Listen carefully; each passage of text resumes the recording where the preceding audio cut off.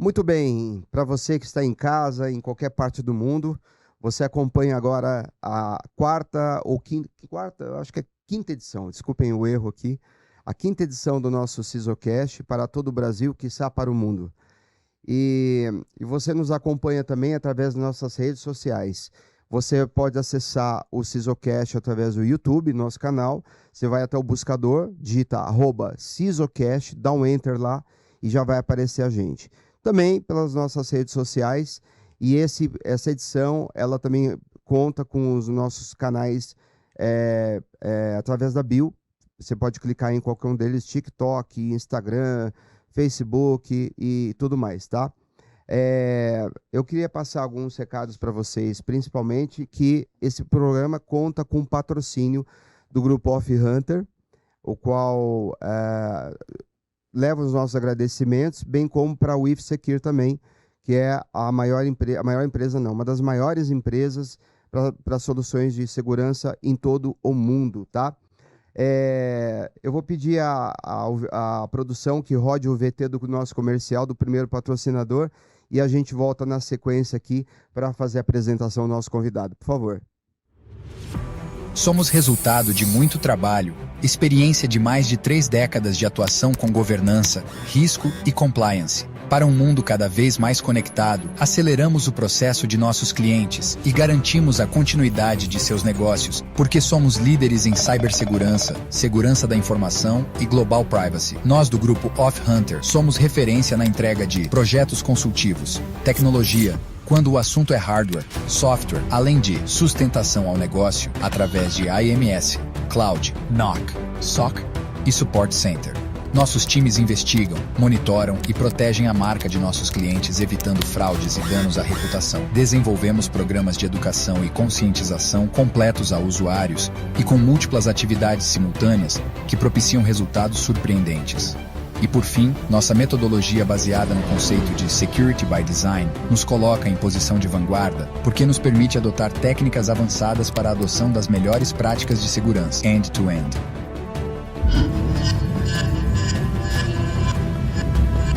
Prazer, somos o grupo Off Hunter. Muito bem, estamos de volta e hoje eu estou bem contente porque está à minha frente aqui uma figura ilustre que vai compartilhar sua experiência conosco, debater alguns temas específicos, principalmente temas relacionados à parte de fraudes, tá? Eu acho que faz todo sentido, porque ele é gerente sênior de segurança e operações de TI, com mais de 20 anos de experiência. Ele já liderou equipes na América Latina, Europa, Estados Unidos, com passagens por empresas como Nagra, Idewall, Wildlife Studios e atualmente na Pluxee, Brasil, antiga Sodexo, para quem não conhece. Pode explicar para a gente também um pouquinho a respeito disso, né, dessa mudança de nome, porque essa questão institucional. E o nosso convidado de hoje, ele se apresenta para debater esse tema e tratar de outros tantos importantes também para nós. Senhoras e senhores, meus agradecimentos a você, Anderson. Obrigado pela presença. Obrigado, Alan, pelo convite. Muito um obrigado. prazer estar aqui. Um privilégio ser um dos primeiros participantes, né? É isso aí. Quinta edição. É isso aí. Obrigado. Faço parte dessa história bonita que está sendo construída. Muito obrigado. Obrigado, eu que agradeço. Muito feliz com a sua presença, viu? Anderson, eu vou pedir para você que fale um pouquinho de si, se apresente para o público, para aqueles que não te conhecem ainda, né? Muita gente acompanha as matérias, reportagens que você participa, os podcasts que você participa, mas o grande público não lhe conhece, né? Então, o propósito desse programa é trazer profissionais que são de alto gabarito, profissionais realmente de expressão no mercado, porque a gente traz as pautas de rua e os profissionais vêm justamente para poder debater conosco e aprofundar sobre os temas, tá? Então, se você puder falar um pouquinho de si, agradeço. Bom, eu Eu sou o Anderson Torres, mas não sou aquele que está preso Bom explicar, na né? o fatídico dia do dia 8 de janeiro. Não sou esse, sou um outro. Inclusive, antes desse evento, o meu nome figurava entre os primeiros da busca. Você buscava Sério? Anderson Torres, eu aparecia. Esse cara eclipsou completamente a minha chance de ficar famoso, de ir pro Eclipse, de ir pro Wikipedia, porque ele, claro, muito mais famoso que eu.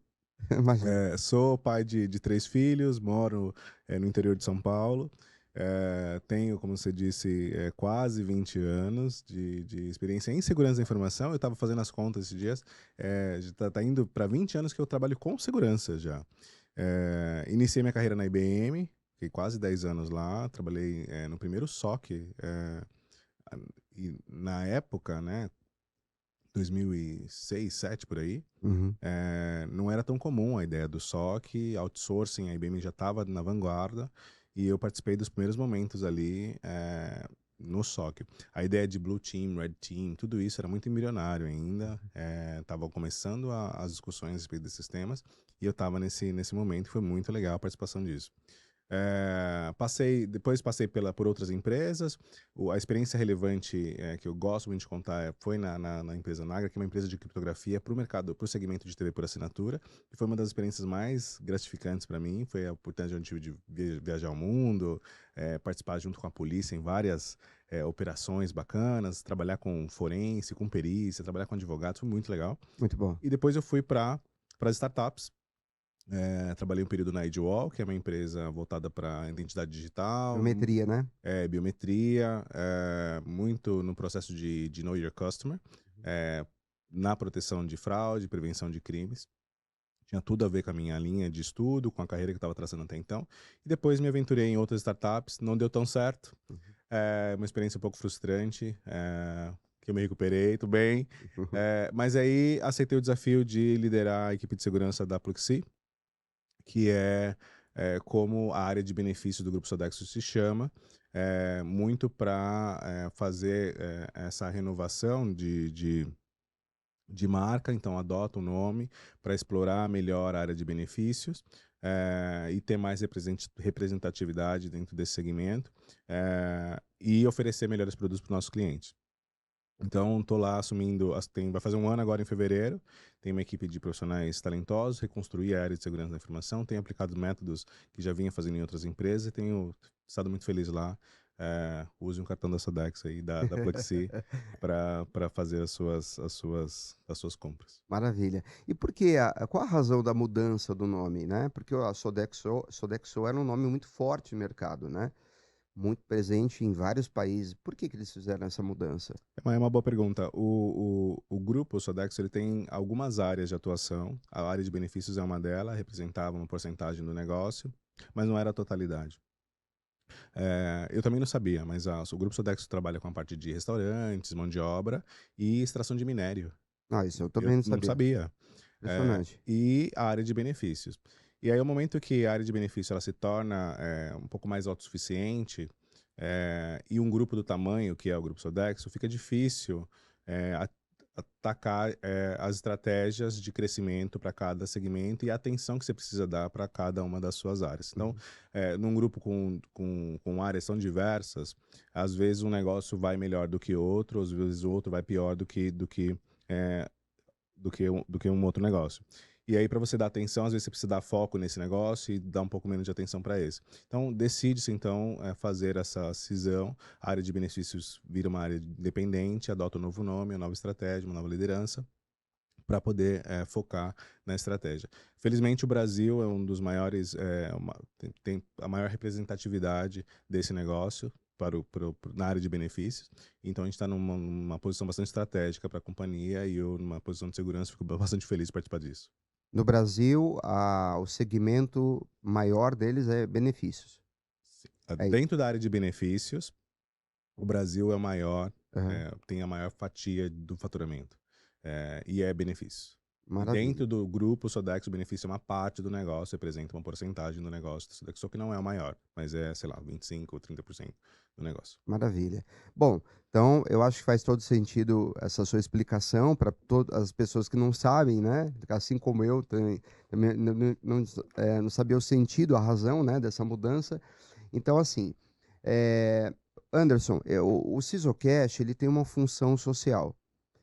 O que que acontece? A gente começou a perceber que as pessoas comuns, né, que não atuam no nosso mercado, Uhum. elas têm uma dificuldade muito grande de entender o que que é cibersegurança, segurança da informação e leis globais de privacidade. Se não sabem, muitas vezes a LGPD, quiçá a PPI, quiçá a POP, a CCPA, etc., né? Então, o nosso intuito, o que que é? Trazer uma visão do que as pessoas acham dos mais diferentes temas e aproveitando que você está aqui, que é um especialista, né, na área, a gente consegue responder, avaliar o que elas enxergam e se aprofundar um pouco mais, né? Eu espero Então, estar à altura da não, mas responsabilidade. está com toda certeza, não tenho dúvida, viu? Então, assim, eu quero pedir à produção para rodar agora um VT. A gente foi para as ruas para ouvir um pouco as pessoas, o que elas acham e pensam a respeito dos temas de fraude, tá bom? Vamos conferir? Oi, gente, tudo bem? Eu sou a Mariana Madureira e estamos próximos à estação Alto do Ipiranga. Hoje eu vou discutir com algumas pessoas sobre o tema fraude. Vamos lá? Oi, gente, tudo bem? Hoje eu tô aqui com a Alexandra. E, Alexandra, você já sofreu algum tipo de fraude, como, por exemplo, de boleto bancário? Não, eu recebi um boleto que eu achei estranho, aí eu pesquisei um pouquinho e aí eu não paguei o boleto e não sofri fraude. Mas já chegaram alguns boletos esquisitos na minha casa, isso sim. Entendi.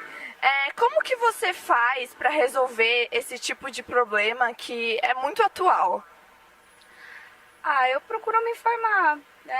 Hoje em dia tá tão fácil o acesso à informação, então às vezes eu acompanho. Quando eu vejo que é um boleto que não está dentro já do meu planejamento de gastos, né, das contas que eu sei que eu necessito pagar, então quando eu recebo um boleto esquisito, aí eu dou uma pesquisada, a origem da cobrança, ver se de fato esse local que está me cobrando se envia boleto mesmo. Então eu procuro acessar a fonte, né, por exemplo, outro dia eu recebi uma suposta dívida de uma multa que eu não paguei, que meu nome iria para o Serasa. Eu falei, não, a multa não vai para o Serasa, né?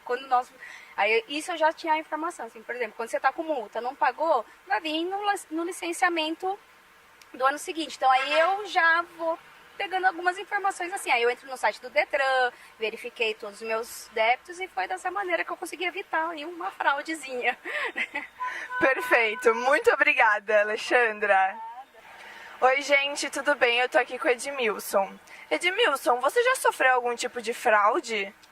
Hoje mesmo me mandaram uma mensagem aqui, tá até no celular. Falaram que fizeram uma compra no meu cartão de 3 mil e pouco no Ponto Frio. Só que esse cartão eu não tenho. Aí eu telefonei lá na empresa que mandaram o telefone junto, né? Telefonei e informaram que começaram a pedir número de conta, CPF, essas coisas. E aí eu questionei eles. Eu falei, quantos golpes vocês deram hoje? Aí desligaram o telefone na cara e não deram resposta nenhuma. Eu identifiquei que foi fraude. E o que você vai fazer para correr atrás disso? Eu vou fazer o boletim de ocorrência, né? E vou para investigações junto com a Polícia Civil para ver se eles combatem esse tipo de prática. Isso mesmo, parabéns. Quais precauções que você realiza para combater esse tipo de fraude, que é um assunto tão atual hoje em dia? É só você não dar ouvido e nas instituições de crédito e averiguar se realmente é verídico ou não, para poder ter uma segurança maior, né, em relação a isso. Muito obrigada pela sua participação. Oi, gente, tudo bem? Eu tô aqui hoje com o Galdino. Galdino, você já passou por algum tipo de fraude? Felizmente eu não, mas a minha sócia, recentemente, faz um mês aproximadamente, começaram a contactar ela pelo Instagram, relacionado a investir em criptomoeda.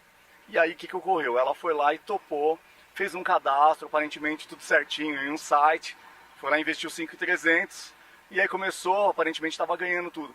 Quando ela decidiu sacar, que ela descobriu que era uma fraude e não tinha dinheiro mais nenhum e não conseguiu mais contactar ninguém. E era horrível essa situação que ocorreu com ela. Ficou muito chateada, tá até traumatizada. Porque é uma quantia muito grande, né, pra ela ter perdido, investido, mas espero que dê tudo certo com ela. O que você faz pra evitar esse tipo de problema? Então, eu ainda não sei o que fazer realmente, né? Muitas vezes, quando a proposta é muito atrativa, assim, eu fico totalmente com o pé atrás. E aí, a maioria das vezes, eu não topo nenhuma parada dessa. Só se eu conhecer realmente a pessoa, a empresa, tudo direitinho, aí sim eu topo uma parada como essa. Muito obrigada pela sua participação. Pessoal do Sisocast, agora é com vocês. Muito bem, estamos de volta. O que acontece? Quando a gente vai fazer uma reportagem de campo, a gente a gente usa 3 técnicas específicas. A primeira, onde a gente induz a pessoa a falar de um tema. Nesse primeiro, ela captou boleto e ela falou de boleto. A segunda, onde a gente faz uma pergunta um pouco mais aberta para ver como funciona o cognitivo daquela pessoa para se direcionar em função da sua própria experiência de vida. Uhum. E a terceira, a gente abre amplamente, e tanto é que ele não lembrou de nada e falou da sócia dele, né? Então, isso é proposital. E a gente viu que você é especializado em forense digital, né?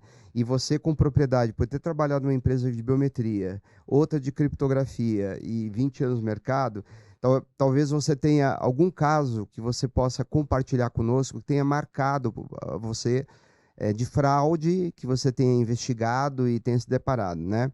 Se puder falar um pouquinho para a gente sobre isso, eu agradeço. Eu tenho uma série de anedotas e histórias interessantes. Uhum. A maioria das experiências que eu obtive ao longo desses muitos anos trabalhando no ramo, elas são relacionadas a encontrar pessoas na internet. Ou seja, o crime já está posto, ela comete uma fraude ou um roubo de propriedade intelectual, e agora o trabalho do laboratório é não só confirmar que aquela pessoa é a executora daquele crime, mas também encontrar os dados e materializar as evidências para processá-la e, com sorte, mantê-la presa. Uhum. Então, eu consigo lembrar de 2 fraudes. Uma muito interessante, talvez a mais complexa que eu já vi. Eu não cheguei a trabalhar nessa, mas me marcou bastante o fato de quão engenhoso os fraudadores quando têm um objetivo. Então, como é que começa a fraude, as mais engenhosas? Primeiro que a gente teve, no período da pandemia, logo no comecinho da pandemia, em 2020, talvez em 2021, o maior vazamento de dados da história do nosso país, onde todos os nossos dados, 223 milhões de dados pessoais, foram vazados pelo governo. Não pelo governo, né? Mas as bases do governo foram subtraídas pelos atacantes. Então, Detran, Ministério Público, todos esses sistemas foram invadidos e subtraíram os nossos dados. Então, placa de carro, imposto de renda, o seu histórico de multa, seu histórico financeiro atribuído ao seu imposto de renda, seu CPF, telefone, endereço, todos os seus dados estão disponíveis no submundo criminoso. Com isso, o fraudador, então, tem os seus dados. Então, virtualmente, ele sabe quem é você. E ele tem ali, ele pode elencar, pode colocar uma query no banco de dados dele e falar assim, quem são os alvos nessa região aqui que são potenciais de ataque. Ele pode elencar você, eu, falar, cara, esse cara aqui ganha 40 pau, esse cara ganha 50 pau, esse cara ganha 100 pau. Esse cara aqui é um alvo. Como é que eu vou atacar esse cara? Como é que eu vou fraudar ele? Como é que eu vou comprar um negócio, o crédito aprovado aqui? Eu sei que esse cara tem um cartão Black, por exemplo. Uhum. Então, eu posso atacá-lo. Então, como é que eu vou fazer isso? Então, o que os caras fizeram? Eles entram na instituição financeira e fazem a compra online. Só que na compra online tem o Know Your Customer, tem todas as validações de segurança que são proteções colocadas lá para evitar a fraude, para evitar o problema. No entanto, falta, né? Você precisa ter a proximidade com a pessoa. Como é que eu faço para poder pegar a biometria? Para poder pegar o dedo, para poder pegar o rosto, para poder validar a face da pessoa. Então eles vão até a sua casa. O fraudador vai até a sua casa. E como é que eu convenço você a me dar a sua biometria para eu tirar uma foto sua? Então eu vou lá e te dou um presente. Esse caso ficou famoso, inclusive, que o cara foi lá, eu chamava o golpe do boticário. Ele te dá um presente, vai lá na sua casa e fala assim, ó, fulano, tá aqui um presente para você. Fulano mandou, não importa, a empresa de XPTO te mandou. Para eu te entregar, você precisa assinar isso aqui e também eu preciso de uma foto sua. Só que já tá logado no sistema, já tá com a biometria, ele vai lá e clique, faz a validação. Que loucura. E aí faz a fraude. Nesse caso, né, nesse que ficou famoso, saiu na internet e tudo, os caras compraram uma Hilux no nome do cara. Pô, Que pela loucura. internet. Que Compraram prejuízo. uma Hilux e foram embora. Sim. Então, esse é um caso legal, assim, de... Isso é uma coisa, passa batido, porque se o cara já tem a renda e ele já está chegando com todos os dados Todos os e dados. com confiança, então é prato cheio, né? Eu tô dando esse exemplo para mostrar o quão engenhoso e quão complexo uma fraude ela pode ser. Uhum.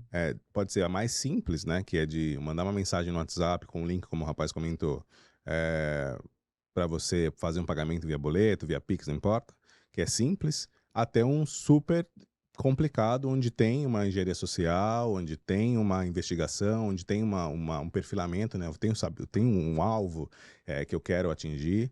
É bem engenhoso, ele varia, tem os fraudadores, né, essa indústria dos fraudadores, que é um mercado bastante interessante para quem está interessado nesse tipo de coisa, que beira 6 bilhões de reais ano, é o número de fraudes. Esse número aí varia, né, de 6 e tal, mas é um número gigante.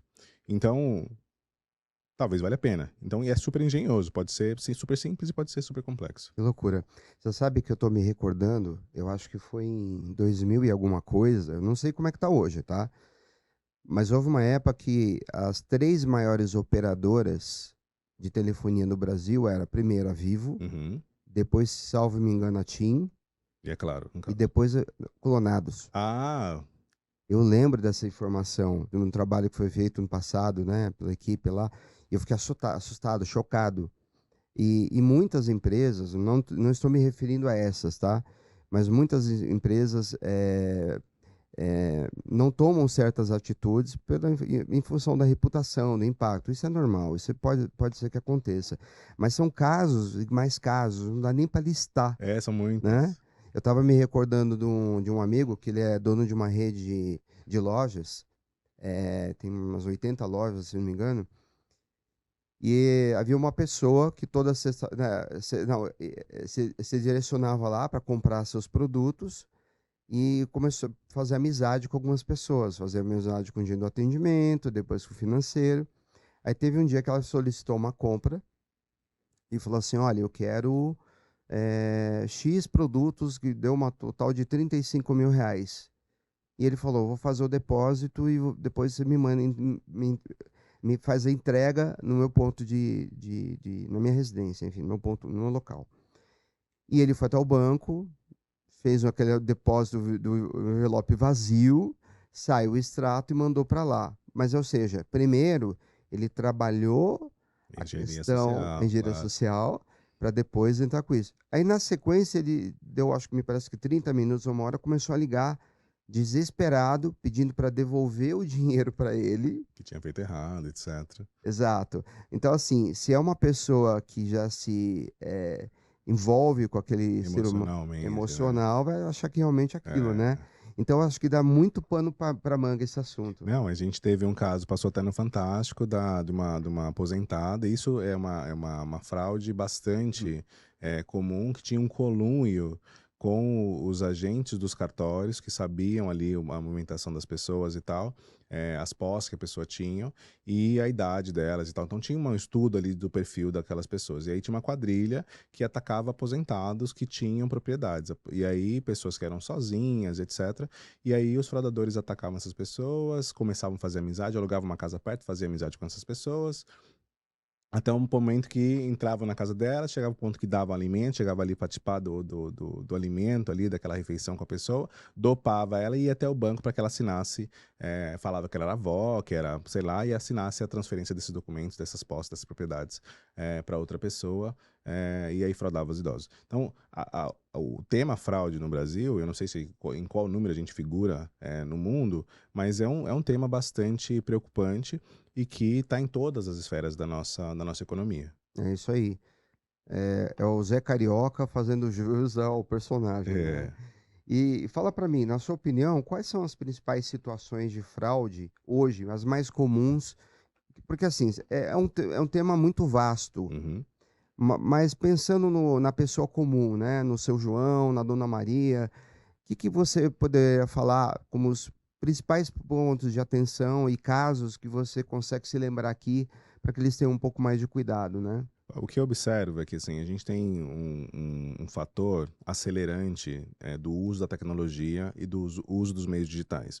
Então, a pandemia, ela é um fator, é um marco para a nossa sociedade mundial na aceleração do uso da tecnologia. Então, pessoas que talvez demorariam 10 anos para se inteirar de como se usa uma transferência, um Pix, ou como se acessa um site para poder fazer uma compra, durante a pandemia isso acelerou grandemente. Você Uhum. teve um boom, uma explosão do acesso. Isso tanto para nosso próprio benefício. Então, acho que são fatores que são bons, assim. Então, todo mundo vai para casa, todo mundo vai trabalhar home office, etc. Todo mundo passa a consumir o digital muito mais. Então, as tecnologias, elas cresceram, então, em virtude disso, por consequência da pandemia, mas também as vulnerabilidades vieram junto. Então, muitas empresas despreparadas ou não tão conscientes do ponto de vista de segurança da informação vão para o digital sem as proteções, sem contratar uma Alv Hunter, sem contratar um profissional como eu, como tantos dos nossos colegas que assistem o vídeo hoje. Então, e aí vão para a internet e começam a usar. Então, tem vulnerabilidades inerentes que são trazidas nesse contexto.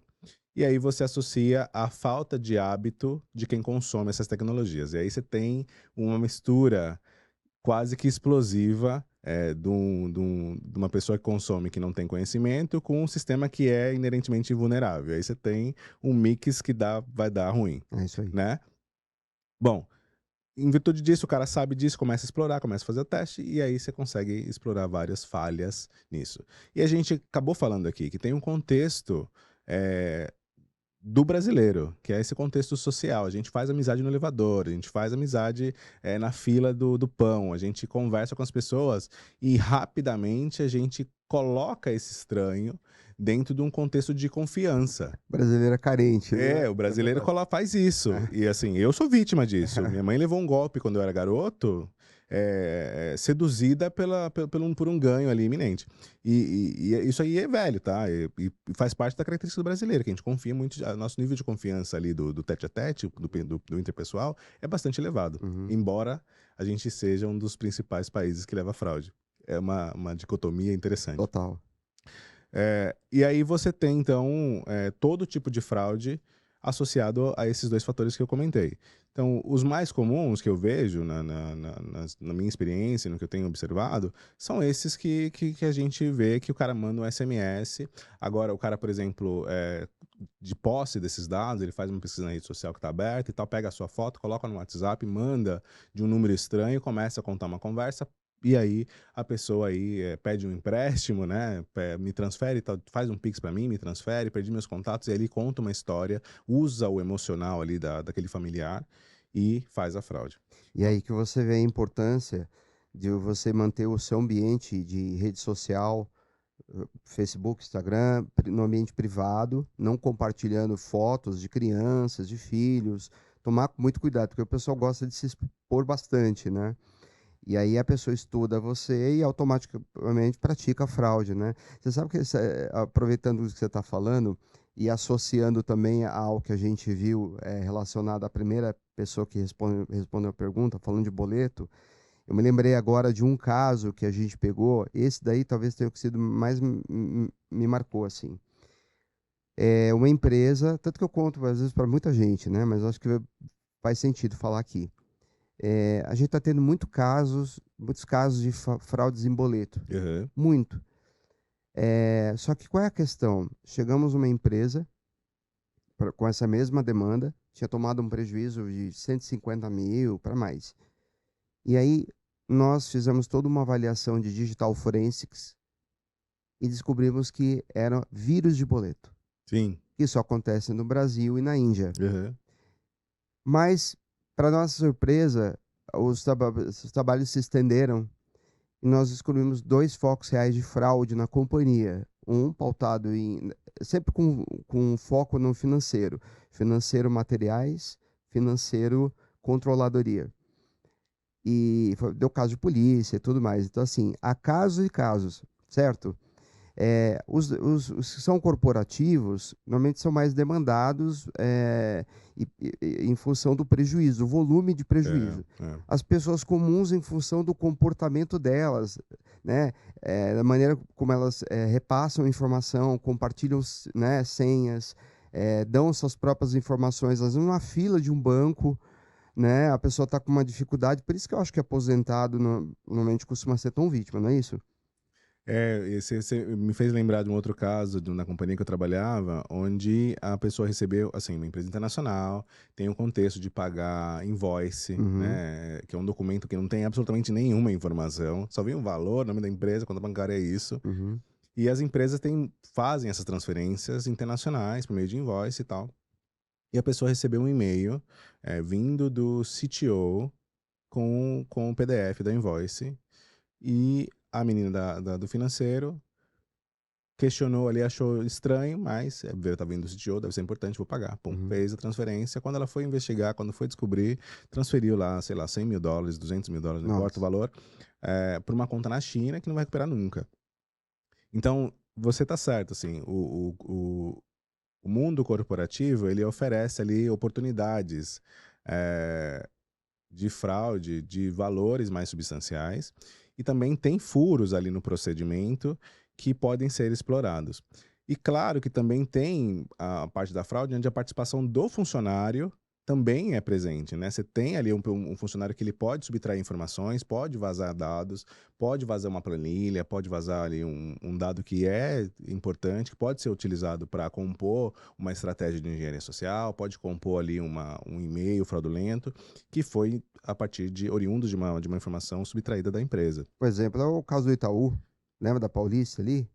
Partiu de um funcionário, né? E você vai ter vários, assim, que é o próprio funcionário que, ou às vezes é subornado por uma organização criminosa para ali te dar uma informação, etc. Ou faz parte de uma quadrilha. Eu trabalhei numa empresa que tinha uma moça que foi identificada como parte de uma quadrilha que aplicava fraudes como era o nome do negócio? Era uma conta no Instagram que ela fazia fraude de compras de passagem em resort. Nossa. Então, essa pessoa tinha lá um monte de fotinha e tal, a pessoa fazia depósito, aquela coisa enganada ali, sob a pretensa locação de uma estadia, de férias, tal, a pessoa desaparecia e tchau. Ela fazia isso e era funcionária.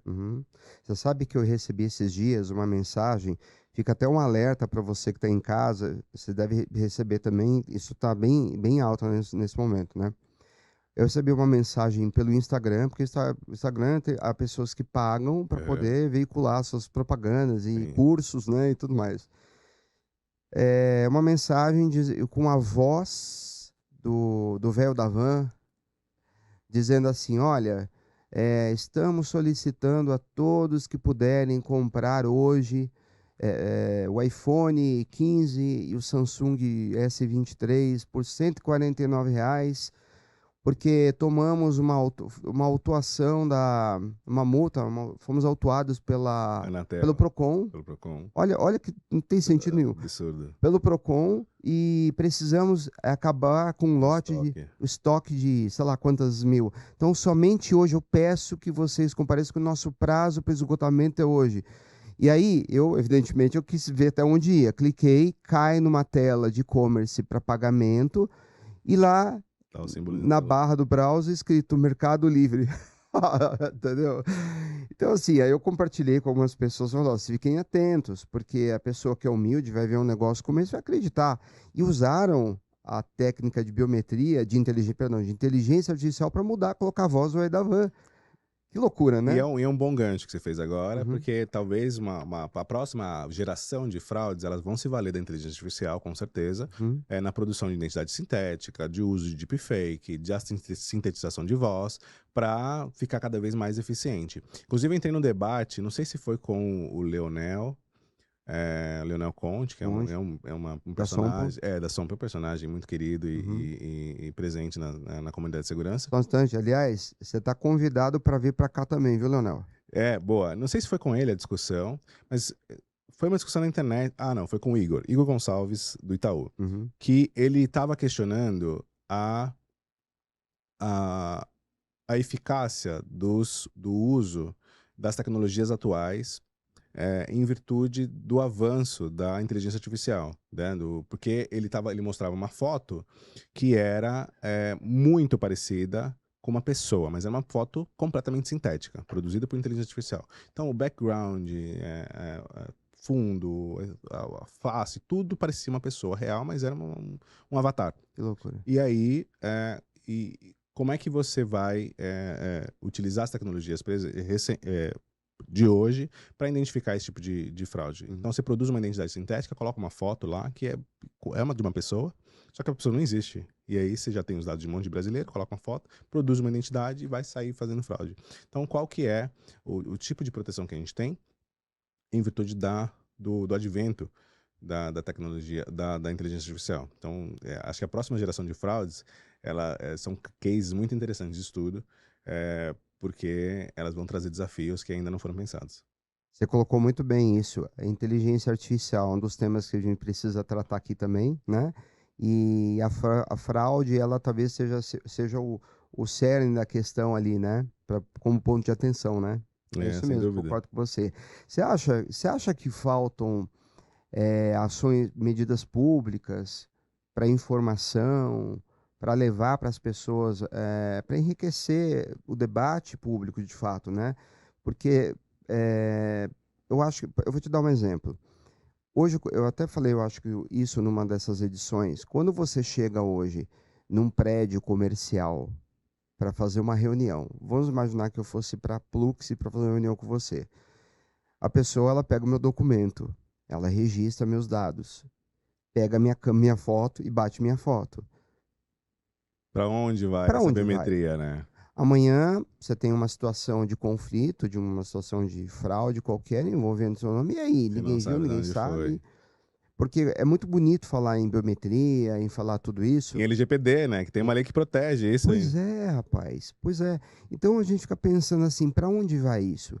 Então eu evidentemente que eu não fico debatendo isso com a pessoa da Com recepção. o porteiro lá, né? Mas e aí? Eu acho que às vezes falta um pouco mais de iniciativa, de fiscalização para algumas coisas muito peculiares como essa, por exemplo. E você fica refém da circunstância. Total. Porque você não tem como se negar a tirar foto para poder entrar no prédio. E você não tem nada que lhe garanta que aquele dado vai para aqui ou vai para lá. Exato. Está nas mãos de quem? De quem, como é que vai ser usado e por quanto tempo vai ficar lá. E é efêmero, não é? Não dá para saber. O que você acha? Você acha que faltam medidas públicas? Você acha que falta uma ação mais efetiva do Estado? Fazendo muito mais campanhas, treinamentos, enfim, para alguns órgãos específicos, montagem de campanhas offline, online. Como é que você vê isso? Eu tenho uma opinião talvez divergente da maioria, mas o que eu vejo o que eu vejo é o seguinte: geralmente as leis elas vêm para regular um comportamento que já existe na sociedade. Uhum. Porém, com o digital, as leis elas precisam ser mais rápidas. E desde o Marco Civil demorou muito para sair. Então saiu o Marco Civil, foi um avanço.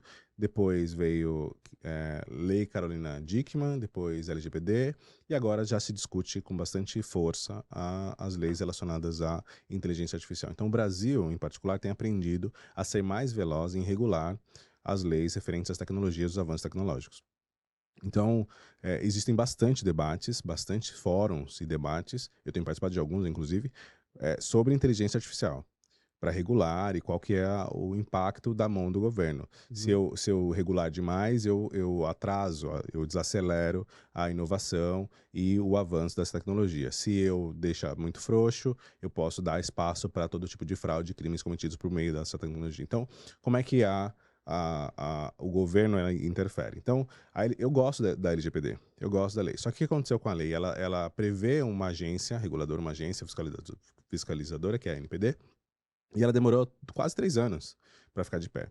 E acho que foi no meio do ano passado que a primeira sanção foi aplicada no valor de R$10 mil, de um caso que já tinha acontecido há não sei quanto tempo. E já com uma autarquia. Exato. Então, ela nasce já atrasada. Então, a eficácia da aplicação dessas sanções, ela só vai ser observada à medida que elas sejam veloz.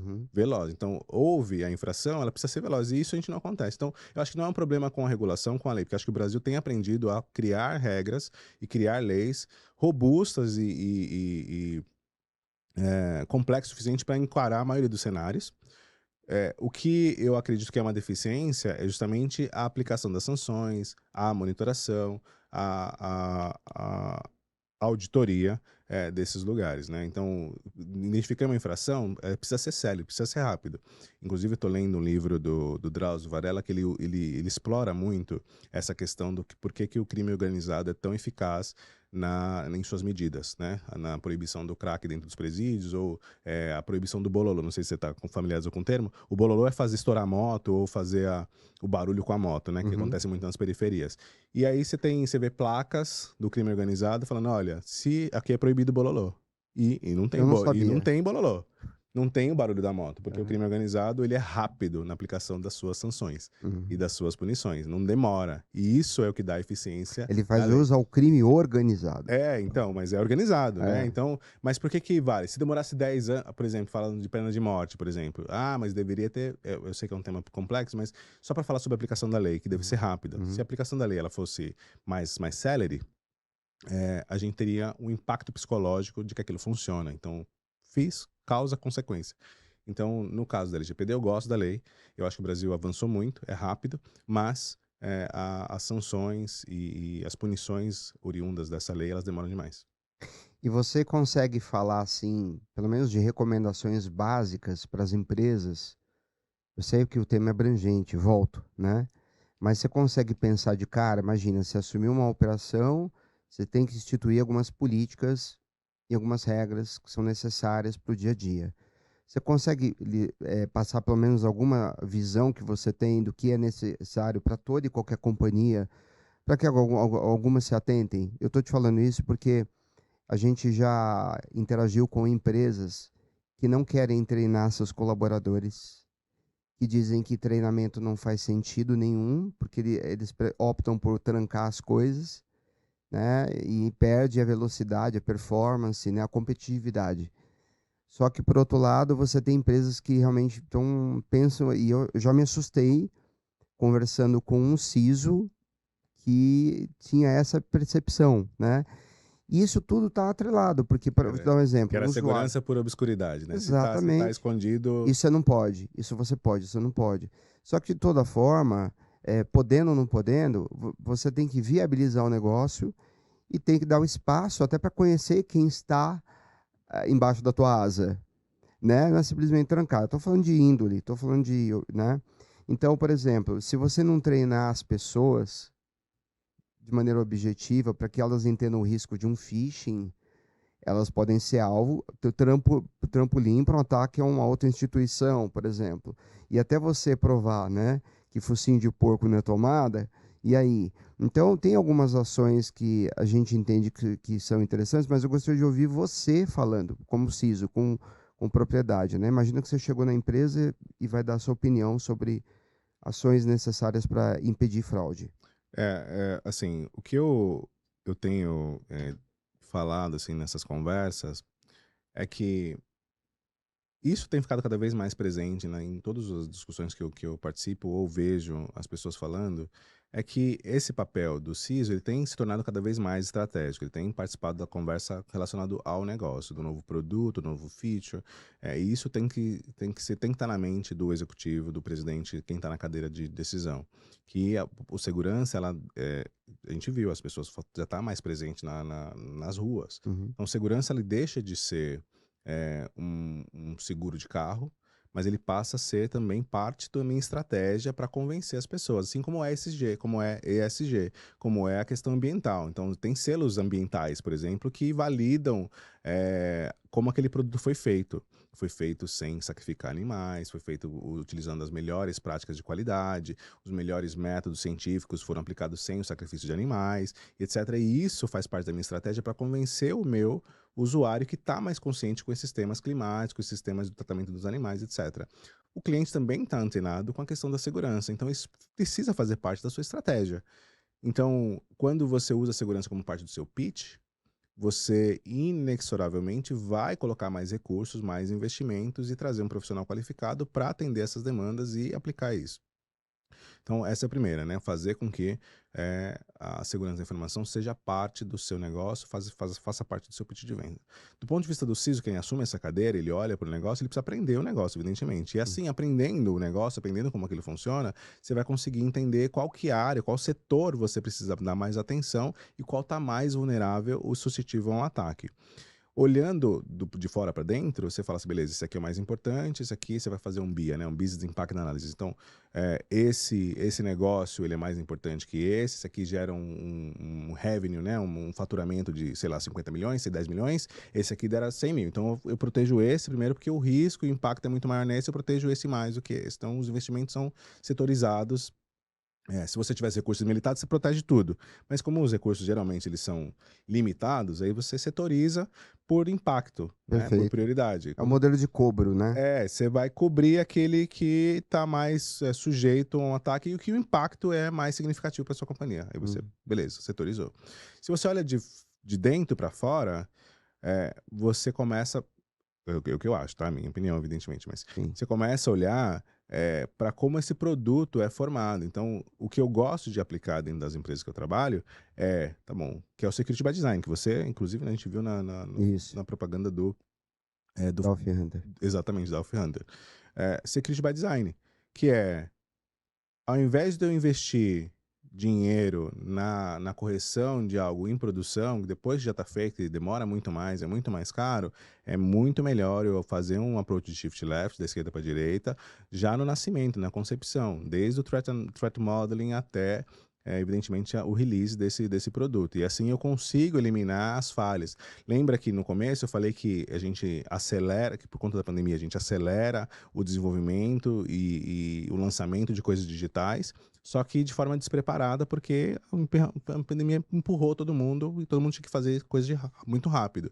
Só que aí você pula um monte de fases, um monte de testes, um monte de coisas que você deveria fazer da ponto de vista de segurança. Se você não pula essas fases, você tem um produto mais robusto, que mesmo que você tenha aqui um usuário desatento, talvez não conscientizado, talvez não atendado com as coisas de segurança, mesmo que você tenha um usuário mais suscetível a uma fraude, o seu produto ele é seguro, né? O seu produto ele vai colocar validações, ele vai colocar barreiras, ele vai colocar testes ali para que esse usuário, ainda que desatento, ele passe por essas validações e não seja tão suscetível à fraude. Ou a gente consegue identificar isso de forma mais rápida. Então, eu acho que esses dois pontos, né?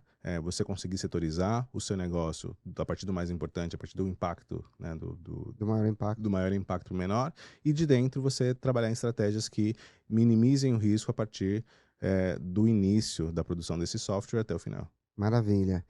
É isso aí, uma aula, muito bom. Eu queria saber de você, traçando um paralelo entre o mercado nacional, hoje você que figura como profissional de uma multinacional, qual é a sua percepção em relação ao Europa, Estados Unidos, né, ao mercado externo? Como que você acha que eles enxergam o Brasil hoje? Porque lá, se a gente falar de GDPR, eles são muito mais criteriosos. Isso é um fato, né? Mas quando a gente olha para o Brasil, tem muita empresa também que ainda não consegue entender a importância da adequação LGPD, né? E minimiza a questão. Até tratamos isso na última edição, porque há empresas que minimizam essa questão, entendendo que, olha, se eu sou B2B, eu não preciso me adequar e nem gastar nada. Se eu sou um B2C, eu já tenho que contratar um escritório jurídico. E ela esquece da importância que a gente chama da matriz de 400 pontos, né? Que é você olhar para a TI, maturidade de TI, olhar para o aspecto de compliance, olhar para terceiros, né? E olhar para a capacitação dos usuários. Então, como é que você acha que lá fora eles enxergam o nosso mercado? Boa. Inserido eu consigo falar apenas da minha experiência, né? Então, eu não consigo falar como é que todas as empresas se comportam. Mas o que eu vejo assim, que o Brasil, dado o nosso tamanho continental, ele tem bastante expressividade dentro de um contexto global, ou seja, do ponto de vista de revenue, de geração de receita, o Brasil ele sempre figura num dos maiores do mundo. Então, quem vem disposto a tratar seus negócios, fazer seu negócio dentro do Brasil, ele tem uma esperança de que esse negócio cresça e se torne uma fatia bastante representativa do todo das suas operações mundiais. Então, nas empresas que eu passei, o Brasil sempre fazia parte desse quinhão importante, ou seja, era 20%, 30%, 40% do todo. Sendo assim, se o Brasil representa essa parte do meu negócio, é quase que natural que os investimentos e a obediência às regras locais, ela seja cumprida. Então, eu não vejo, ao contrário do que você comentou, eu vejo um esforço grande para cumprir a lei brasileira, até porque se você não cumpre a lei, você inviabiliza o seu negócio dentro do país. Então, se o país é importante, o cumprimento dessas leis, Bacen, né, Ministério do Trabalho, Ministério Público, seja qual for o órgão regulatório que vai pressionar você para o cumprimento dessas coisas, e você quer evitar umas sanções, e as sanções são duras, né, 50, 30 milhões, seja qual for o valor, são duras. Chega até, por exemplo, no caso da NPD, você fica proibido de fazer negócios. Então, se você tem esse interesse, é natural que você obedeça essas leis. É claro que, então, olhando por essa ótica, o que eu acredito vai depender do tamanho, qual a expressividade do negócio brasileiro no todo. Então, você é uma empresa americana, europeia, e o Brasil é uma fatia pequena do seu negócio, você vai, whatever, né? Tipo, tá bom, não vou fazer isso porque o custo é maior do que eu ganho lá em dinheiro. Então é melhor nem fazer nada. Eu prefiro pagar a multa do que fazer o que você está me pedindo. Entendi. Agora, geralmente é o inverso, né? Geralmente o Brasil é um negócio estratégico importante para o todo. Pode não ser no momento, mas estrategicamente, daqui a 2, 3 anos eu quero crescer no Brasil, quero se tornar um dos big players e tal, e aí eu preciso me adequar às leis. Então, eu vejo essa conjuntura depende do quanto que ele representa para o todo. Muito bom, muito bom mesmo. Perfeito. Bom, a gente tem um recadinho para passar aqui, tá? Nós estamos intermediando algumas posições no mercado, tá? Posições para CISO, coordenador, gerentes, analistas. E o CISOcast tem o propósito de ajudar as pessoas também no mercado, tá? Isso aqui não é taxa de hunting, não é essas coisas não, só para deixar claro.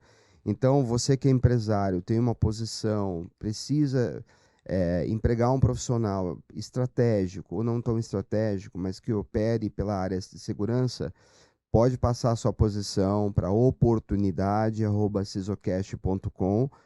Com toda certeza, a gente tem bastante material para poder compartilhar, tá? A gente vai fazer isso. Existem alguns perfis que são mais difíceis, DevSecOps e tudo mais, mas assim, para ajudá-los, né, com esse objetivo de empregabilidade, a gente vai assumir esse papel. E você também que é profissional e quiser mandar o seu currículo para oportunidade@cisocast, a gente consegue dividir lá o fluxo e a gente recebe os materiais e compartilha também com as empresas, tá? A gente não informa as empresas a pedido delas, né, porque senão vira uma bagunça, mas façam isso. E a gente tem currículo de profissionais que são muito relevantes no mercado, que optaram por sair de algumas empresas, estão buscando nesse exato momento né, se reempregarem, e para nós é simplesmente uma forma de realmente ajudar, né? Então essa é a primeira coisa que eu queria passar. Eu vou pedir agora que rode para a gente o comercial da WithSecure. Você conhece a WithSecure? Não, mas estou ansioso para ver aqui a vinheta. É assim, uma das maiores empresas de segurança do mundo, é uma empresa finlandesa. Ela tem soluções para gestão de vulnerabilidades, soluções para EDR, gerenciamento de patches e muitas coisas mais, né? Vamos rodar lá? Por favor. A WithSecure é uma empresa finlandesa líder mundial em soluções de cibersegurança entregue via plataforma unificada Elements. O Elements é uma solução modular única composta por uma gama completa de produtos de segurança cibernética. Inclui o premiado gerenciamento de vulnerabilidades, gerenciamento de patches, proteção de endpoint, tecnologia de detecção e resposta para endpoint, cobertura para Microsoft 365, bem como gerenciamento de postura de segurança na nuvem. Juntos, os produtos oferecem solução de ponta a ponta e cobertura inigualável, podendo ser adquirido em SaaS. Conheça agora a nossa plataforma. Fale com o nosso time de vendas. Muito bem, estamos de volta aqui. Infelizmente, já entrando na reta final dessa conversa que está bem agradável, eu quero aproveitar e mandar um abraço para os amigos da SecureGate e os amigos da WithSecure, que estão conosco nesse projeto aqui, tá? E que a gente recomenda veemente, tá bom? Eu queria saber o seguinte, como a governança de uma empresa, perdão, como a governança de uma empresa ela é capaz de reduzir os riscos, né, de uma organização? Com quais são as ações que você julga serem as mais efetivas? Essa é sempre uma pergunta muito difícil, porque a gente tem a liturgia da coisa que vai te instruir. A gente tem frameworks como NIST, o OASP, né? Você tem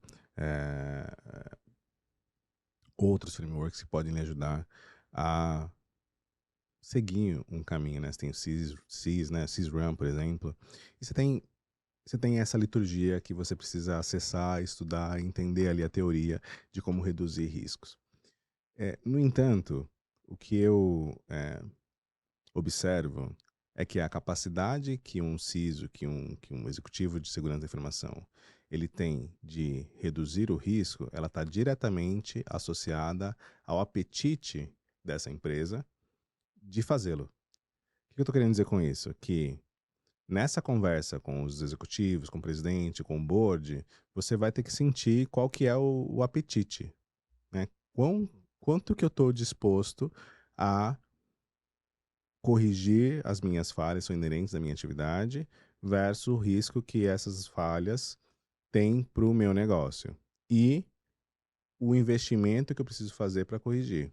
Nem sempre as empresas estão no estágio de que o investimento, por exemplo, em novas soluções, novos features, expansão de mercado, expansão de regiões, etc., eu preciso colocar o meu dinheiro nessa atividade. E nem sempre eu estou disposto a gastar dinheiro em outra coisa. Ou dispõe, né? Ou tem, né? Você tem lá as caixinhas, né? Você vai fazer uma seleção das caixinhas onde você vai gastar o dinheiro. E segurança da informação, ela pode ou não ser mais relevante dependendo do meu apetite. Então, talvez essa é a primeira dica, assim, você tem que fazer essa observação, colocar a mão na água lá e verificar o quão quente, quão salina essa água tá para você poder fazer as suas ações. E aí você consegue definir a sua estratégia. Eu trabalhei em empresa, por exemplo, que o apetite era enorme, ou seja, inclusive, assim, a disposição que a empresa tinha em ser atacada e o risco materializado ali num eventual ataque era baixo, dado a conjuntura, dado o contexto.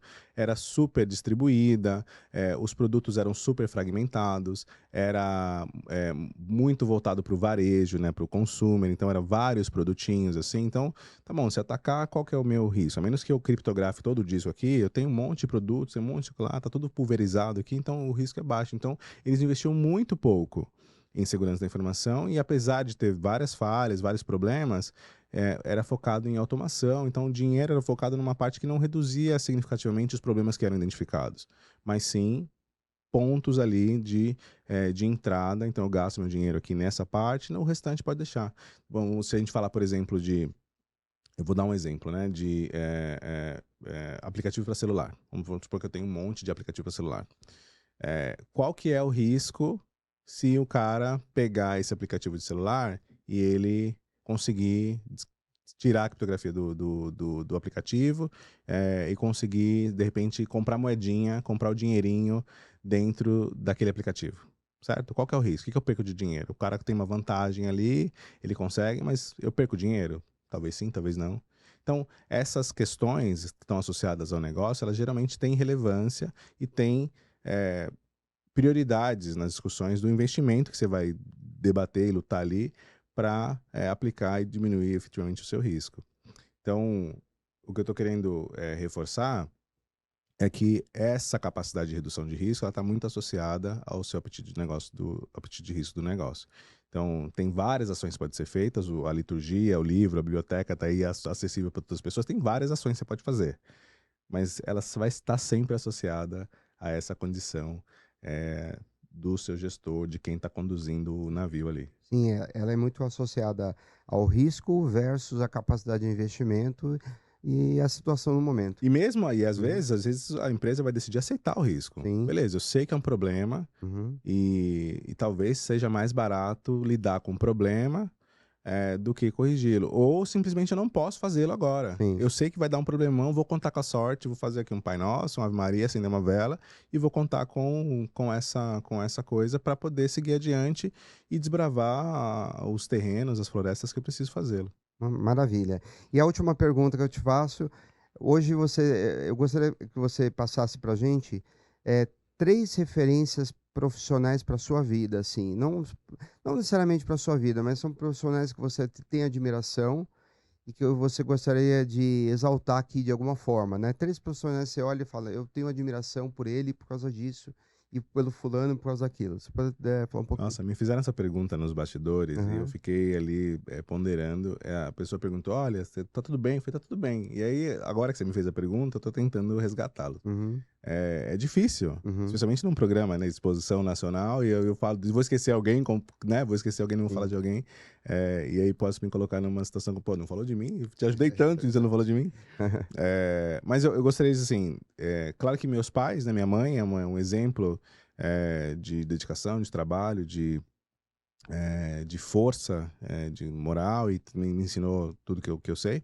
Então, é um profissional, inclusive minha mãe semi-analfabeta, né, sem os recursos que a gente provê hoje, e consigo bastante sucesso dentro da sua área. Minha mãe é uma cozinheira de mão cheia, trabalhou para grandes personalidades do Brasil, inclusive. Legal, bacana. É bem legal mesmo. Convida a gente para ir lá almoçar também, Não, viu? ela é famosa, assim, minha mãe cozinha super bem, tá Que passando por bacana. um período difícil agora, mas ela é bastante competente e alcançou salários invejáveis por conta dessa capacidade, mesmo sem instrução. Uhum. Então, é um exemplo de resiliência, de força. A gente falou o nome dele aqui, que é o Leonel Conte. Uhum. Eu tenho uma coisa curiosa, assim, que no início da carreira, eu conheço o Leonel tem quase 20 anos já, tem bastante Uhum. tempo. E eu era sênior dentro da IBM e ele estava iniciando na carreira. E ele fez um drop-in, que é essa experiência de teste dentro do departamento que eu trabalhava. E foi lá que eu conheci o Leonel. E ele se tornou uma referência de segurança. E eu olho para ele e falo, poxa, caramba, essa pessoa é um exemplo de dedicação, de objetividade, de traçar objetivos para sua vida e alcançá-los. Então, certamente é uma pessoa que eu gostaria de referenciar aqui, que é uma pessoa que eu admiro bastante. Inclusive, ontem, ele me mandou uma mensagem sobre um incidente que estava rolando, e ele me mandou uma mensagem. Ele é um dos grandes expoentes, uma das pessoas mais generosas que eu conheço dentro da área de segurança da informação. Teve uma empresa gigante que sofreu um ataque de ransomware e tal, eu não lembro qual foi a empresa, e ele foi, todo mundo reclamando, todo mundo falando mal, nossa, não protegeu, o investimento, todo mundo falando a mesmice Sim. do que se fala quando uma empresa tem ataque. O que aconteceu? Cadê a evidência? Me mostra os detalhes para poder me proteger, compartilha aqui, ou então, tá vendo, não investe dinheiro, tá vendo, não faz as coisas que tem que fazer. Uhum.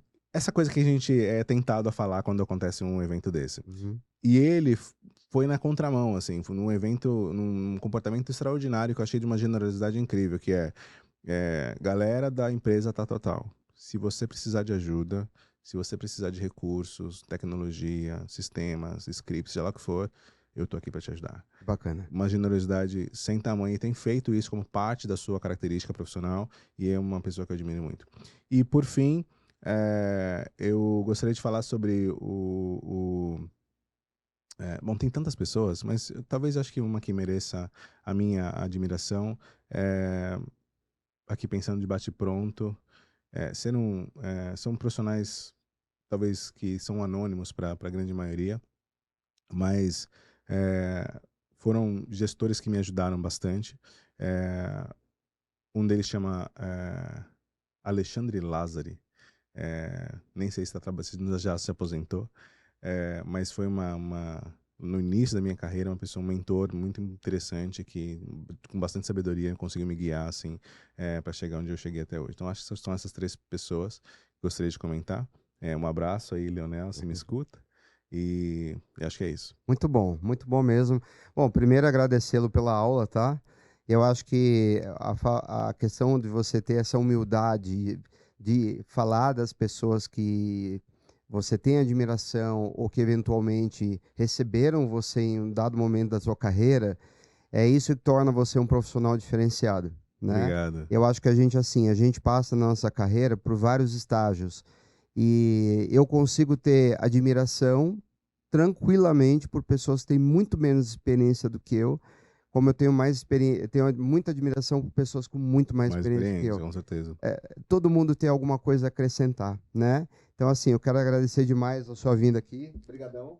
Obrigado você. Adorei a conversa. E para você que está em casa, você passa a acompanhar o nosso canal, siga o nosso canal nas redes sociais, tá? Na bio, você vai ter os links para os nossos canais digitais. Quero agradecer demais a sua presença. Obrigado a todos pela participação e por acompanhar essa entrevista. Muito obrigado e até a próxima.